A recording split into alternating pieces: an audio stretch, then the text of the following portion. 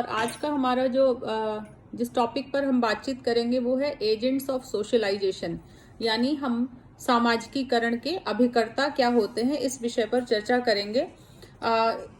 इस विषय पे आगे बातचीत करने के लिए सबसे पहले तो हमारे लिए ये जानना जरूरी है कि सामाजिकीकरण हम किसे कहते हैं या सामाजिकीकरण से हम क्या समझते हैं। What is the meaning of socialisation? Basically socialisation जो है वो एक लाइफ लॉन्ग प्रोसेस है, जीवन पर्यंत चलने वाली प्रक्रिया है।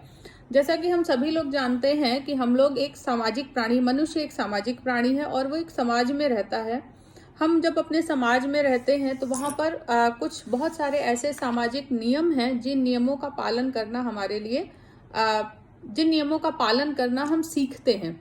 तो ये जो सामाजिकीकरण की प्रक्रिया है इसमें मुख्यतः हम समाज में रहने के तमाम तरीके के, जिसको हम कहते हैं मानकों को या आचरण संबंधी जो नियम है उनको सीखते हैं। जैसे अभी एक आचरण संबंधी नियम की अगर हम बात करें तो हम लोग ये ऑनलाइन जो क्लासेस कर रहे हैं या ऑनलाइन जो भी काम ये प्रक्रिया कर रहे हैं, इसमें एक मानक निर्धारित किया गया है कि आपको सभी को अपने माइक्स को म्यूट रखना है, जिससे कि आप अपने टीचर की बातचीत को उनकी आवाजों को सुन सकें। तो ये एक नियम है और अब इस नियम का अनुपालन करने के लिए आपको अलग अलग प्रक्रियाओं द्वारा इस नियम के अनुपालन या आचरण संबंधी इस नियम को आप सीखते हैं, या आचरण की सहायता से हम मुख्यतः व्यवहार करना सीखते हैं।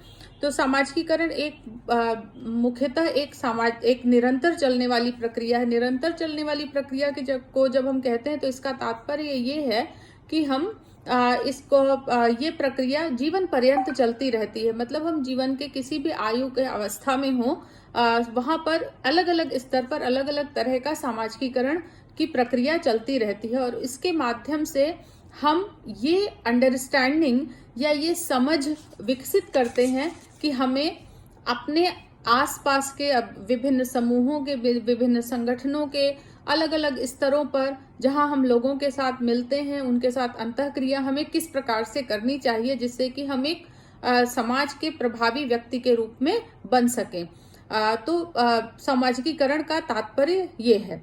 अगर हम दूसरे शब्दों में कहने की कोशिश करें तो हम कहेंगे कि सामाजिकीकरण एक ऐसी प्रक्रिया है या एक ऐसा प्रक्रम है जिसके द्वारा व्यक्ति उन आदतों, धारणाओं, भाषा, सामाजिक कौशलों संबंधी नॉलेज, संबंधी ज्ञान को प्राप्त करता है, जिसके आधार पर वह अपने समाज के साथ समाज में कार्य करता है या समाज में अंतःक्रिया करता है या समाज का एक सामाजिक सदस्य बन पाता है। इस तरीके के जितने भी बिहेवियर हैं उनको हम सोशलाइजेशन के अंतर्गत देखते हैं और मनोविज्ञान में इसके विषय में बातचीत करने का हमारा जो मुख्य उद्देश्य है वो यह है कि सोशलाइजेशन एक अधिगत प्रक्रिया है। मतलब ये वो प्रक्रिया है या ये वो प्रक्रम है जिसको कि हम लर्न करते हैं। ये कोई ऐसी चीज नहीं है जिसको कि हम जन्मजात रूप से, मतलब हम पैदा होते हैं तो उसको सीख कर पैदा होने के साथ ही हमारे पास होता है, बल्कि हम इसको अपने आसपास के वातावरण के साथ मिल करके लर्न करते हैं, उसको अधिगम करते हैं, उसको सीखते हैं। अब जो एजेंट्स ऑफ सोशलाइजेशन जब हम कहेंगे, हम सीखते कैसे हैं, तो वो सीखने के लिए हमारे पास अलग अलग तरीके के एजेंट्स होते हैं। जब हम एजेंट कहते हैं तो मतलब ये कि वो व्यक्ति होते हैं, वो सामाजिक नियम होते हैं। ये जो एजेंट्स या मान्यताएं होती जिनके आधार पर हम सीखते हैं, वो मुख्यतः अगर हम मोटे तौर पर देखने की कोशिश करें तो वो दो तरीके के एजेंट्स हो सकते हैं। एक को हम कहेंगे औपचारिक एजेंट्स, यानी जो फॉर्मल मैकेनिज्म है उसके द्वारा, फॉर्मल क्रियातंत्र के द्वारा हम सीखते हैं, और दूसरा है जो इनफॉर्मल है, अनौपचारिक है। फॉर्मल की अगर हम बात करें तो जैसे हम कहेंगे कि जो कानून है या जो संविधान है, ये क्या है, ये एक औपचारिक प्रक्रम है, औपचारिक तरीका है जिसके द्वारा हम उन मानदंडों को सीखते हैं, उन मानदंडों को लर्न करते हैं, जिनके आधार पर हम ये समझ पाते हैं कि हमें कौन से कार्य नियमानुकूल हैं, कौन से कार्य नियम विरोधी हैं, या कौन से ऐसे कार्य हैं जो समाज विरोधी हैं और कौन से ऐसे कार्य हैं जो समाज के अनुरूप हैं। मतलब जब हम समाज कह रहे हैं तो उस समाज में वो अलग अलग जगहों पे ये औपचारिक जो नियम होते हैं वो अलग अलग तरह के होते हैं। इसी तरीके से अनौपचारिक भी अलग अलग होते हैं, उसकी चर्चा भी हम लोग आगे करेंगे। लेकिन बहुत सारी ऐसी चीजें हैं जो कि across the cultures, across the societies, across the Nations एक ही तरीके की होती हैं। तो लेकिन ये सब कुछ वहां पर रहने वाले जो लोग हैं वो सीखते हैं। इसलिए जो सोशलाइजेशन का जो प्रोसेस है वो एक लर्निंग का प्रोसेस है। अब जो दूसरा एक औपचारिक के अलावा जो एक अनौपचारिक तरीका है वो है कि हम जिस भी समाज में जिस जगह पर सोसाइटीज में या जिस संस्कृतियों का हिस्सा होते हैं वहां पर तमाम तरीके के मानदंड, मान्यताओं के रूप में, वो किंवदंतियों के रूप में, वो कहानियों के रूप में, वो हमारी माइथोलॉजी के रूप में, टेक्स्ट के, रिलीजियस टेक्स्ट के रूप में भी उपलब्ध हैं। और उनसे भी हम बहुत सारे सामाजिक नियमों को, सामाजिक तरीके से कैसे कार्य करना है उसको सीखते हैं। और ये जो अनौपचारिक जो मैकेनिज्म है वो बहुत बड़ा ऐसा हिस्सा है जहां पर कि जिसके द्वारा हम सोशल सैंक्शंस, मतलब सामाजिक रूप से क्या किसकी हमें आज्ञा प्राप्त है और किसकी आज्ञा नहीं प्राप्त है, इसको भी हम लर्न करते हैं।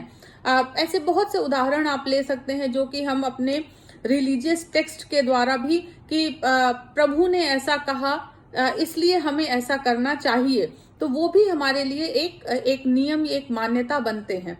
और उन्हीं के आधार पर हम मुख्यतः सामाजिक रूप से वांछनीय, मतलब सोशली डिजायरेबल जो बिहेवियर है उसको करने को सीखते हैं।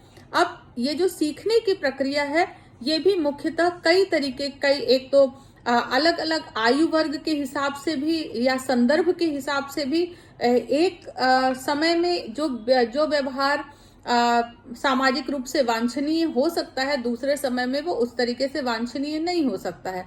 जैसे एक आपके लिए मान ले उदाहरण लें कि आपके परिवार में एक 2-3 साल का बच्चा है, आप उसके चाचा, मामा, मौसी, बुआ कोई भी हैं, और वो बच्चा दौड़ करके आता है और आपके गले लग जाता है और आपके गाल पर एक चुम्बन देता है।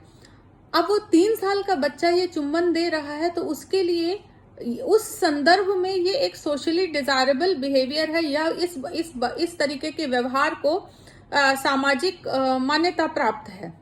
कि एक छोटा बच्चा है वो दौड़ करके आता है और अपना लव या अफेक्शन दिखाने के लिए, अपना प्रेम या अपना स्नेह प्रदर्शित करने के लिए वो इस व्यवहार को करता है। लेकिन अगर यही व्यवहार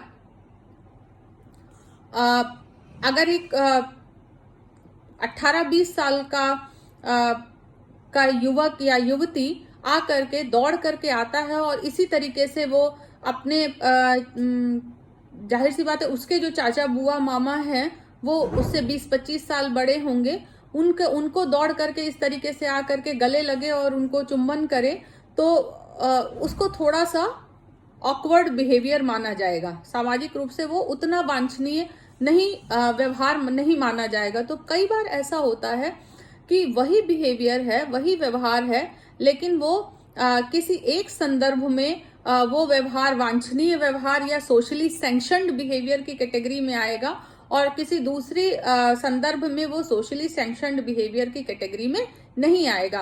तो ये भी बहुत महत्वपूर्ण हो जाता है कि हम ये जानने और समझने की कोशिश करें कि बिहेवियर या व्यवहार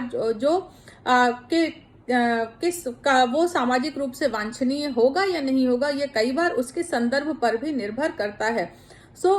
हम अपने पूरे जीवन भर इन चीजों को जब लर्न करते हैं, इन चीजों को अधिगत करते हैं, और यही हमारे व्यक्तित्व को भी शेप करता है, व्यक्तित्व को गढ़ता है। इसलिए सोशलाइजेशन एक बहुत महत्वपूर्ण प्रोसेस या बहुत महत्वपूर्ण प्रक्रिया है। अब ये बिहेवियर्स कैसे लर्न करते हैं, इसको समझने के लिए हमें ये देखना पड़ेगा कि हमारे लिए सोशलाइजेशन के जो एजेंट्स हैं वो एजेंट्स कौन कौन से हैं। सामाजिकीकरण के द्वारा व्यक्ति अपने सामाजिक मूल्यों, मानदंडों, अपेक्षाओं के अनुरूप कार्य करना सीखता है। और ये जो कार्य होता है वो मुख्यतः दो तीन प्रक्रियाओं से घटित होता है। जैसे कि हम बाह्य कारकों के द्वारा उन व्यवहारों को करने का दंड या पुरस्कार के माध्यम से सीखते हैं। मतलब बाह्य कारक कौन है? ये जो एजेंट्स जिनकी बात मैं अभी करने जा रही हूँ, ये बाहर में उपस्थित है, हमारे भीतर उपस्थित नहीं है। ये हमारे वातावरण में उपस्थित एजेंट्स हैं जिनके जो पुरस्कार, दंड या अनुमोदन, अप्रूवल के द्वारा हमें बहुत सारे व्यवहारों को सिखाते हैं। दूसरे प्रकार के जो कारक हैं वो इंटरनल फैक्टर्स हैं, आंतरिक कारक हैं। जैसे कि कई बार हम जब इन एजेंट्स के द्वारा कुछ चीजों को लर्न कर लेते हैं, या अभी जैसे मैंने स्क्रिप्चर्स की बात की, टेक्स्ट की बात की, रिलीजियस टेक्स्ट की बात की, तो बहुत बार आप जब और छोटे रहे होंगे तो अक्सर अपने दोस्तों के बीच में जैसे बात होती है, ये काम करोगे तो पाप पड़ेगा। यानी वो जो पाप का या इस तरीके के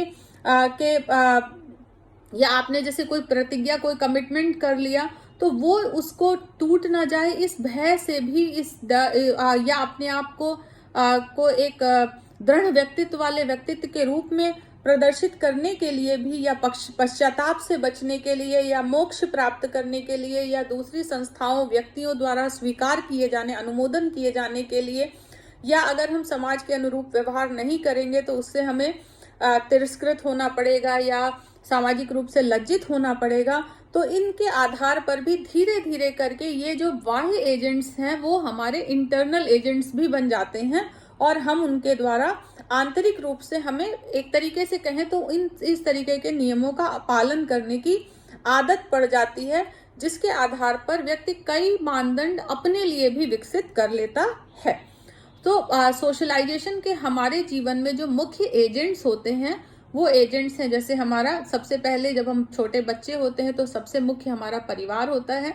परिवार में भी जो हमारे मुख्यतः हमारे इर्द गिर्द लोग होते हैं, जैसे हमारे माता पिता, दादा दादी, चाचा चाची, अगर एक्सटेंडेड फैमिली है तो वो इस तरीके के हमारे एजेंट, परिवार एक मुख्य एजेंट होता है। उसके अलावा हमारे आस पड़ोस जो नेबरहुड है वो हमारे लिए सोशलाइजेशन के एजेंट्स होते हैं। उसके अलावा हमारा जो पीयर ग्रुप या संगी साथियों का जो समूह होता है वो सोशलाइजेशन के एजेंट होते हैं। उसके बाद से जब हम स्कूल में जाते हैं तो हमारे स्कूल के में टीचर्स होते हैं, दूसरे